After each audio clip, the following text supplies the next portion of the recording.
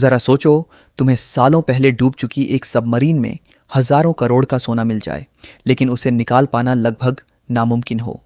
कुछ ऐसा ही होता है रॉबिन्सन के साथ। इसने समुद्र की गहराइयों में काम करते हुए अपनी पूरी जिंदगी गुजार दी। सालों तक उसने कंपनी के लिए अपनी जान जोखिम में डाली, मगर इतनी मेहनत के बाद भी उसकी अपनी जिंदगी में कोई खुशी नहीं बची। एक दिन कंपनी से उसे बुलावा आया। उसे लगा कि शायद कोई नया मिशन मिलने वाला है, लेकिन ऑफिस पहुंचते ही उसकी सारी उम्मीदों पर पानी फिर गया। कंपनी वाले अब उसे नौकरी पर रखना ही नहीं चाहते थे। यह सुनकर रॉबिन्सन पूरी तरह टूट गया। जिस कंपनी के लिए उसने सालों तक पूरी ईमानदारी से काम किया, उसी कंपनी ने एक पल में उसे बाहर का रास्ता दिखा दिया। उसने बिना कुछ बोले अपना सामान उठाया और चुपचाप वहां से जाने लगा। ऊपर से उसकी पर्सनल लाइफ भी कुछ ठीक नहीं चल रही थी। परिवार तो बहुत पहले ही दूर हो गया था और अब उसे महसूस हो रहा था कि इतने सालों की मेहनत और कुर्बानियों के बाद भी वह ज़िंदगी में बिल्कुल अकेला रह गया है।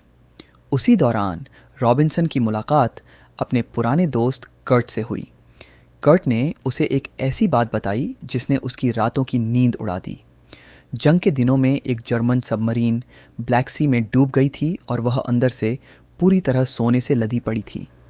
वह सोना चोरी छिपे जर्मनी से बाहर भेजा जा रहा था, मगर वह सबमरीन कभी अपनी मंजिल तक पहुंच ही नहीं पाई। इतने सालों बाद भी वह खजाना वहीं समुद्र की तह में पड़ा हुआ है। सबसे बड़ी दिक्कत ये थी कि वो जगह रशियन वाटर्स में आती है, इसीलिए कोई भी सरकारी तरीके से वहाँ नहीं जा सकता। इसके बाद कर्ट ने रॉबिन्सन की मुलाकात एक ऐसे इन्वेस्टर से करवाई जो इस मिशन में पैसा लगाने के लिए तैयार था। वह खुद समुद्र की गहराइयों में नहीं जाना चाहता था, मगर उसे इस खजाने के वहाँ होने पर पूरा भरोसा था। उसने रॉबिन्सन के सामने एक साफ सीधी शर्त रखी। अगर मिशन कामयाब हुआ और सोना मिल गया तो पूरे खजाने का 40% उसका होगा। बाकी 60% हिस्सा मिशन पर जाने वाले सभी लोगों में बराबर बराबर बांटा जाएगा। वो यह भी जानता था कि समुद्र की गहराइयों में छुपे हुए इस खजाने तक पहुंचना बिल्कुल भी आसान नहीं होगा। फिर भी रॉबिन्सन ने ज़्यादा सोचे बिना ही हाँ कर दी। अब सबसे बड़ा काम था इस मिशन के लिए एक भरोसेमंद टीम तैयार करना। रॉबिन्सन ने अपने पुराने साथियों को फ़ोन किया और बताया कि उसके हाथ एक बहुत बड़ा काम लगा है।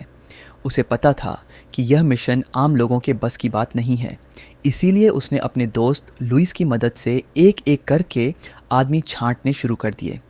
तभी उनका एक पुराना साथी फ्रेजर वहां आकर बैठ गया।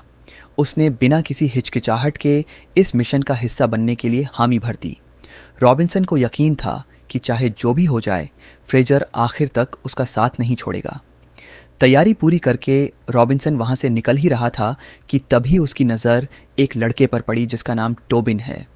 लड़के ने पूछा कि तुम रॉबिन्सन हो, जिस पर रॉबिन्सन ने सर हिलाते हुए हाँ कहा। थोड़ी देर चुप रहने के बाद टोबिन ने बताया कि कर्ट अब इस दुनिया में नहीं रहा, उसने गलत कदम उठा लिया है। यह सुनते ही रॉबिन्सन बिल्कुल सन्न रह गया। टोबिन ने बताया कि कर्ट के ऊपर काफ़ी कर्जा था और साथ ही कुछ पर्सनल प्रॉब्लम से भी गुजर रहा था वो। रॉबिन्सन कुछ पल के लिए तो खामोश रहा। फिर उसने लड़के से पूछा कि कभी समुद्र में गया है। इस पर लड़के ने मना कर दिया। रॉबिन्सन उसे अपने साथ लेकर सीधा समुद्र के किनारे पर पहुंच गया, जहां पूरी टीम उनका इंतज़ार कर रही थी। सबमरीन की हालत देखकर सबके होश उड़ गए। बाहर से तो वह पूरी तरह जंग खा चुकी थी और अंदर की कई मशीनें सालों से बंद पड़ी थीं।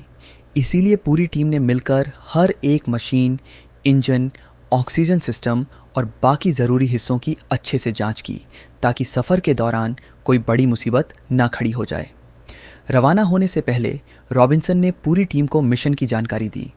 उसने बताया कि खजाना मिलने पर 40% हिस्सा इन्वेस्टर को मिलेगा, जिसने इस पूरे मिशन पर अपना पैसा लगाया है, जबकि बाकी का 60% पूरी टीम में बराबर बांटा जाएगा। ये सुनकर इन्वेस्टर का आदमी डैनियल सवाल उठाने लगा कि सबका काम बराबर थोड़ी होता है, बराबर तो नहीं बंटना चाहिए। मगर रॉबिन्सन ने साफ कह दिया कि सबके पास एक जान है, सब अपनी जान जोखिम में डाल के जा रहे हैं, तो हिस्सा बराबर बटेगा। इसके बाद पूरी टीम समुद्र की गहराइयों की तरफ रवाना हो गई। सबमरीन धीरे धीरे नीचे उतर रही थी और हर क्रू मेंबर अपनी ड्यूटी पर लगा हुआ था। मगर डेनियल्स ने जिस बात का डर जताया था वह जल्दी ही सच होती दिखने लगी। मिशन शुरू हुए अभी ज़्यादा वक्त हुआ ही नहीं था कि तभी ब्रिटिश और रशियन लोगों के बीच में पहला झगड़ा शुरू हो गया। किचन वाले हिस्से में एक रशियन आदमी और फ्रेजर के बीच में छोटी सी बात पर बहस हो गई। दोनों एक दूसरे को नीचा दिखाने की कोशिश करने लगे और माहौल गर्म हो गया। इसी वक्त इंजन रूम में भी टोबी और एक रशियन इंजीनियर के बीच तकरार हो गई और दोनों तरफ से गर्मोगर्मी बढ़ने लगी। खबर मिलते ही रॉबिन्सन दोनों जगह पहुंचा। वह सबको शांत करते हुए कहने लगा कि अगर यहीं से एक दूसरे को दुश्मन बना लोगे तो ब्लैक सी तक पहुंचना भी मुमकिन नहीं होगा। फिर उसने सबको याद दिलाया कि इस सबमरीन में किसी भी एक इंसान का काम कम या ज़्यादा नहीं है। हर आदमी की जिम्मेदारी बराबर है। सफ़र फिर से शुरू हो गया और काफ़ी देर तक सब कुछ ठीक चलता रहा। लेकिन जैसे ही सबमरीन इंटरनेशनल वाटर्स से रशिया की टेरिटरी में पहुंची, सोनार ऑपरेटर ने रॉबिन्सन को एक खतरनाक खबर दी।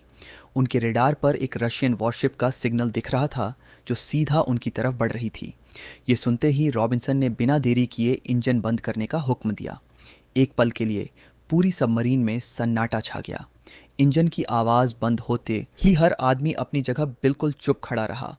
आखिरकार कुछ मिनट बाद सोनार ऑपरेटर ने बताया कि वॉरशिप अपना रुख बदल चुकी है और धीरे धीरे उनसे दूर जा रही है।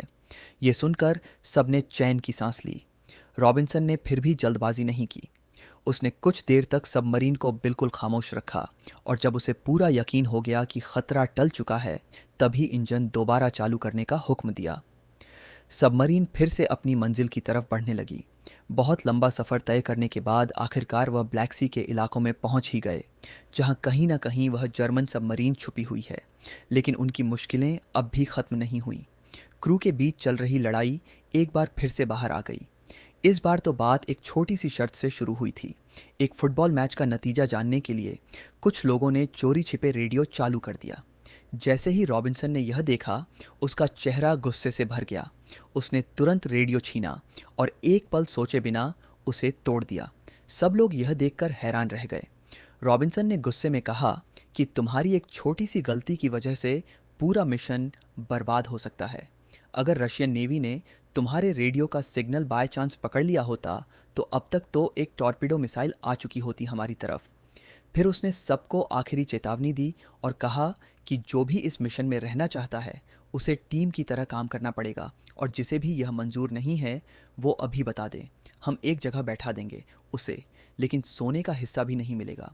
मगर रॉबिन्सन की यह बात दोनों तरफ के लोगों को काफ़ी चुभ गई। सबमरीन के क्रू में पहले से बनी दरार अब और गहरी हो चुकी थी। इसी बीच इंजन रूम में टोबिन से एक छोटी सी गलती हो गई जिस पर ब्लैकी ने उसे ज़ोर से डांटा। फ्रेजर को उसका डांटना सही नहीं लगा तो वह टोबिन का साथ देने लगा। दोनों के बीच बहस इतनी बढ़ गई कि फ्रेजर ने गुस्से में अपना चाकू निकाल लिया। इससे पहले कोई कुछ समझ पाता उसने ब्लैकी पर हमला कर दिया। सबमरीन के अंदर एक पल में अफरा तफरी मच गई। सब लोग उन्हें अलग करने की कोशिश कर रहे थे कि तभी इंजन वाले हिस्से में डीजल लीक की वजह से भयानक धमाका हो गया। पूरी सबमरीन जोर से हिल गई। लाइट बार बार जलने बुझने लगी। लोग इधर उधर गिरने लगे और काबू छूटते ही सबमरीन सीधी और ज़्यादा गहराई में उतरती चली गई। धमाका इतना ज़बरदस्त था कि पूरी सबमरीन का बैलेंस बिगड़ गया। हर तरफ धुआं, अंधेरा और अलार्म की आवाज़ गूंज रही थी। किसी को समझ नहीं आ रहा था कि आखिरकार हुआ क्या। आखिर में सबमरीन बहुत नीचे जाकर एक जगह अटक गई। लगभग 18 घंटे बाद रॉबिन्सन को होश आया। आंखें खुलते ही उसके चेहरे पर तनाव साफ दिखने लगा। उसने तुरंत इधर उधर नज़र दौड़ाई और बाकी लोगों का हाल देखा। धमाके में सबमरीन का काफ़ी हिस्सा टूट चुका था। कई ज़रूरी सिस्टम पूरी तरह बंद पड़ गए थे और जगह जगह वायरिंग जल गई थी। सबसे बुरी बात तो यह थी कि इस हादसे में 2 लोग अपनी जान गंवा बैठे, जिनमें से एक ब्लैकी भी था। बाकी लोगों को भी थोड़ी बहुत चोटें तो आई थीं, लेकिन असली मुसीबत अब शुरू हुई। धमाके के बाद ब्रिटिश और रशियन क्रू पूरी तरह से 2 हिस्सों में बंट गए। रशियन लोग फ्रेजर से नफरत करने लगे क्योंकि उनके हिसाब से तो उसी ने लड़ाई शुरू की थी। ब्लैकी उसी की वजह से मरा है। दूसरी तरफ ब्रिटिश लोगों ने भी रशियंस पर भरोसा करना छोड़ दिया। दोनों तरफ के लोग एक दूसरे से अलग रहने लगे। ब्रिटिश क्रू ने सबमरीन में बचा हुआ खाना अपने कब्जे में कर लिया, जबकि रशियन लोगों ने पानी वाले हिस्से पर कब्जा जमा लिया। एक ही सबमरीन के अंदर रहकर भी अब दोनों तरफ के लोग दुश्मनों की तरह रह रहे थे। रॉबिन्सन यह देखकर समझ गया कि अगर इसी तरह चलता रहा तो सोना मिलने से पहले ही सब लोग एक दूसरे को मार डालेंगे।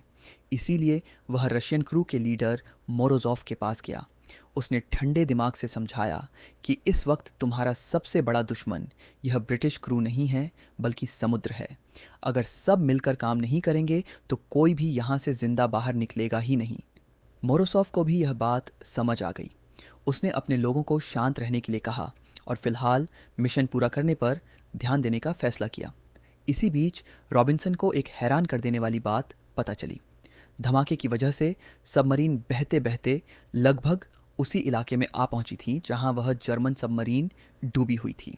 यानी जिस जगह तक पहुंचने के लिए उन्हें अभी और सफ़र करना था, धमाके ने उन्हें अनजाने में वहीं लाकर छोड़ दिया। अब सिर्फ उस सबमरीन की बिल्कुल सटीक जगह ढूंढनी बाकी थी। मगर यहाँ एक और मुश्किल सामने आ गई। धमाके ने उनके सोनार सिस्टम को खराब कर दिया था और सोनार के बिना इतनी गहराई में किसी सबमरीन को ढूंढना लगभग नामुमकिन था। तभी रशियन सोनार एक्सपर्ट बाबा ने एक अलग ही तरीका बनाया। उसने कहा कि अगर मशीन काम नहीं कर रही तो हम नेवी के पुराने तरीकों का इस्तेमाल कर सकते हैं। सब लोग हैरानी से उसकी तरफ देखने लगे। बाबा ने सबमरीन की दीवार पर ज़ोर ज़ोर से हथौड़ा मारना शुरू कर दिया। अब इस आवाज़ से जो तरंगे पैदा होती हैं वह किसी चीज़ से टकराकर वापस आती हैं। उसे सुनते हुए वह अंदाज़ा लगा सकते हैं कि आसपास कोई बड़ी मेटल से बनी हुई चीज़ है या नहीं। सब लोग बिल्कुल खामोशी से बाबा के कुछ कहने का इंतज़ार करने लगे। काफ़ी देर कोशिश करने के बाद बाबा अचानक रुक गया। उसके चेहरे पर हल्की सी मुस्कान आ गई। उसने रॉबिन्सन से कहा कि हमसे थोड़ी ही दूर एक बहुत बड़ी लोहे की चीज़ मौजूद है। ये सुनकर सबके चेहरे पर फिर से उम्मीद लौट आई। रॉबिन्सन ने बिना देरी किए अगला हुक्म दिया। उसने टॉबिन, फ्रेजर और पीटर्स को डाइविंग सूट पहनने के लिए कहा। तीनों ने अपना सामान जांचा, ऑक्सीजन लाइन जोड़ी और धीरे धीरे सबमरीन का हैच खोलकर बाहर निकल गए। समुद्र के अंदर चारों तरफ गहरा अंधेरा था। टॉर्च की रोशनी में तीनों उसी दिशा में बढ़ने लगे जहां बाबा ने सिग्नल बताया था। कुछ दूर जाने के बाद उनके सामने रेत का एक बहुत बड़ा टीला आ गया। रेजर उसके ऊपर चढ़कर आसपास देखने लगा। उसे कहीं भी कोई सबमरीन नजर नहीं आई। उसने रेडियो पर रॉबिन्सन को बता दिया कि शायद सिग्नल गलत है। ये सुनकर सबमरीन के अंदर बैठे सब लोगों की उम्मीद एक बार फिर से टूटने लगी। उन्हें लगा कि इतनी मुश्किलें झेलने के बाद भी उनका मिशन नाकाम हो गया। लेकिन टॉबिन इतनी आसानी से हार मानने वालों में से नहीं था। वो उस रेत के टीले को ध्यान से देखने लगा और उसे कुछ अजीब सा महसूस हुआ। इसीलिए उसने अपने हाथों से धीरे धीरे रेत हटानी शुरू कर दी। थोड़ी सी रेत हटाने के बाद सामने लोहे की एक बड़ी सतह नजर आई। फिर टॉबिन ने तुरंत और रेत साफ की और अगले ही पल उसकी आंखें खुली की खुली रह गईं। रेत के नीचे सच में वह जर्मन सबमरीन दबी पड़ी थी। उसके ऊपर नाज जर्मनी का निशान साफ दिख रहा था। ये देखते ही टोबिन ने रेडियो पर रॉबिन्सन को बताया कि उन्होंने सबमरीन ढूंढ ली है। कंट्रोल रूम में यह खबर सुनते ही सबके चेहरे खुशी से चमक उठे। जिस खजाने के लिए उन्होंने अपनी जान दांव पर लगाई थी वह अब उनसे बस कुछ ही कदम दूर था। अब तीनों डवर्स उस जर्मन सबमरीन के हैच तक पहुंचे। इतने सालों तक समुद्र के नीचे दबे रहने के बाद भी वह हैच पूरी तरह खराब नहीं हुआ था। मिलकर जोर लगाने के बाद उन्होंने उसे खोल दिया और धीरे धीरे अंदर घुस गए। अंदर का माहौल बिल्कुल खामोश था। टॉर्च की रोशनी में उन्हें जर्मन सिपाहियों के कंकाल भी दिखाई दिए जो इतने सालों से वहीं पड़े थे। एक दीवार पर हिटलर की तस्वीर भी लटकी हुई थी, लेकिन तीनों ने किसी भी चीज़ पर ज़्यादा वक्त बर्बाद नहीं किया। उनका पूरा ध्यान सिर्फ सोने पर था। उन्होंने सबमरीन के अलग अलग हिस्से देखने शुरू किए। कुछ ही देर बाद पीटर्स की टॉर्च की रोशनी एक चमकती हुई चीज़ पर पड़ी। तीनों जैसे ही उसके पास पहुंचे उनके चेहरे पर हैरानी छा गई। उनके सामने सोने की ईंटों का एक बहुत बड़ा ढेर रखा हुआ था। इतना सोना देखकर कुछ पल के लिए तीनों बिल्कुल खामोश हो गए। फिर बिना वक्त गवाए उन्होंने एक ट्रॉली निकाली और उसमें सोना भरना शुरू कर दिया। हर ईंट बहुत भारी थी, इसलिए ट्रॉली धीरे धीरे ही भर पा रही थी। ट्रॉली भरते ही तीनों ने उसे मिलकर जर्मन सबमरीन से बाहर खींचना शुरू किया। लेकिन यह काम उनकी सोच से ज़्यादा मुश्किल निकला। समुद्र की नरम ज़मीन पर ट्रॉली बार बार धंस रही थी और अंदर सौदा कर लिया है। असली प्लान तो यह था कि रॉबिन्सन और उसकी टीम से सोना बाहर निकलवाया जाएगा और एक बार सोना मिलते ही तुम्हारे पूरे क्रू को ख़त्म कर देंगे। यह ताकि ना तो किसी को पैसा देना पड़े और ना ही कोई गवाह बचे। ये सच सुनकर रॉबिन्सन कुछ पलों के लिए बिल्कुल खामोश हो गया। उसे यकीन नहीं हो रहा था कि जिस कंपनी को उसने अपनी पूरी ज़िंदगी दे दी, वही कंपनी उसकी मौत का प्लान बना चुकी है। कुछ देर बाद रॉबिन्सन ने पूरी टीम को कंट्रोल रूम में बुलाया। उसने अब सबके सामने डैनियल्स की बताई हुई बात बिल्कुल खोल के रख दी। ये सुनते ही सबका गुस्सा डैनियल्स पर फूट पड़ा। कई लोग तो उसे मार देना चाहते थे, मगर रॉबिन्सन बीच में आ गया। उसने सबको रोकते हुए कहा कि अगर इस वक्त हम आपस में लड़ेंगे तो कंपनी का प्लान बिना कुछ किए ही पूरा हो जाएगा। यह सुनकर सब लोग धीरे धीरे शांत हो गए। अब रॉबिन्सन ने एक नया फैसला किया। उसने कहा कि वह रशिया वाले रास्ते से वापस नहीं जाएंगे, बल्कि सबमरीन को वह टर्की की तरफ से लेकर जाएंगे। वहाँ उसका एक पुराना जानकार भी है और शायद यही उनके लिए सबसे सुरक्षित रास्ता होगा। लेकिन यह रास्ता मौत के मुंह में जाने जैसा था। कम गहरा पानी, बड़े बड़े पत्थर और बेहद तंग रास्ते। यहाँ एक छोटी सी चूक भी उनकी सबमरीन को हमेशा के लिए समुद्र में समा सकती है। डैनियल्स और फ्रेजर दोनों ही इस फैसले के खिलाफ थे, लेकिन रॉबिन्सन ने अपना मन बना लिया था। उसके लिए अब पीछे मुड़ने का कोई मतलब नहीं।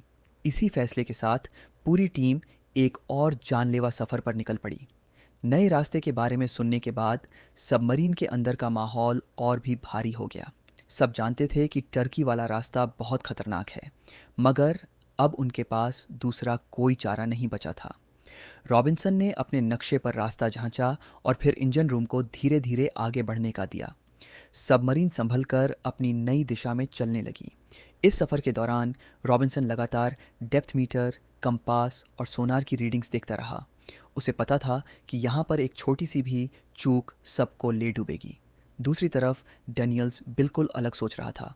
उसे यकीन था कि अगर आदमियों की गिनती और कम हो गई तो रॉबिन्सन को मजबूरन सबमरीन ऊपर लेकर आनी ही पड़ेगी और उससे शायद उसकी जान बच जाए। इसी सोच के साथ डैनियल्स चुपके से फ्रेजर के पास गया और उसके दिमाग में जहर घोलना शुरू कर दिया। उसने कहा कि रॉबिन्सन सिर्फ सोने के बारे में सोच रहा है, बाकी लोगों की जान उसके लिए मायने ही नहीं रखती और अगर अब कुछ नहीं किया गया तो सब लोग इसी सबमरीन में मर जाएंगे। रेजर ने पहली बार में तो उसकी बात अनसुनी कर दी, मगर डैनियल्स बार बार उसे भड़काता रहा। इसी बीच रॉबिन्सन कंट्रोल रूम में रास्ता तय करने में लगा हुआ था और इंजन रूम की जिम्मेदारी फ्रेजर और बाकी लोग संभाल रहे थे। कुछ देर बाद सबमरीन एक ऐसे इलाके में पहुंच गई जहां पानी की गहराई अचानक कम हो गई। सारे इंस्ट्रूमेंट चेतावनी देने लगे और सबके चेहरे पर तनाव साफ दिखने लगा। आगे बड़े बड़े पत्थर मौजूद थे और उनके बीच सिर्फ एक पतला सा रास्ता। सबमरीन अगर थोड़ी भी इधर उधर हुई तो सीधा पत्थरों से टकराएगी। फ्रेजर ने रॉबिन्सन को रास्ता बदलने के लिए कहा और डैनियल्स ने भी उसकी बात का साथ दिया, मगर रॉबिन्सन टस से मस नहीं हुआ। उसका मानना था कि अगर वह इसी रास्ते से निकल गए तो रशिया के जहाज़ों से बचने के आसार बहुत ज़्यादा बढ़ जाएंगे। फ्रेजर गुस्से में रॉबिन्सन से बहस करने लगा। तभी रॉबिन्सन ने अपनी पिस्तौल निकालकर उसकी तरफ तान दी।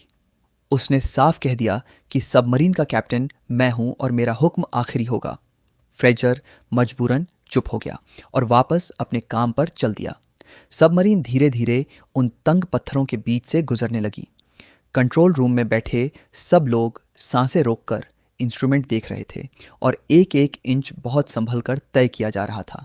लेकिन इंजन रूम में डैनियल्स एक बार फिर फ्रेजर के पास पहुंच गया। वो दोबारा उसे भड़काने लगा कि यह रॉबिन्सन हम सबको मरवाएगा। इस बार फ्रेजर का गुस्सा उसके काबू से बाहर हो गया। उसने अचानक से रशियन इंजीनियर जायद सेव पर हमला कर दिया।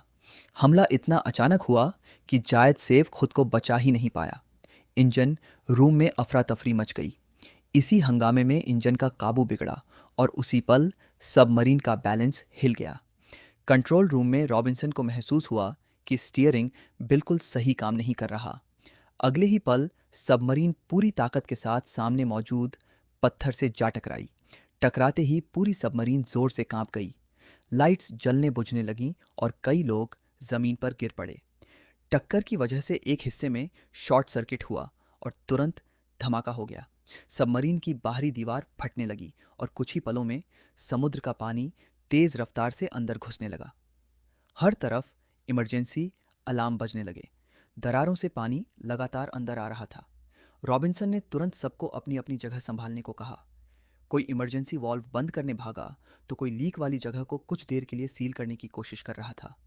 सब लोगों ने अपनी पूरी ताकत लगा दी, मगर पानी का दबाव हर सेकंड के साथ बढ़ता जा रहा था।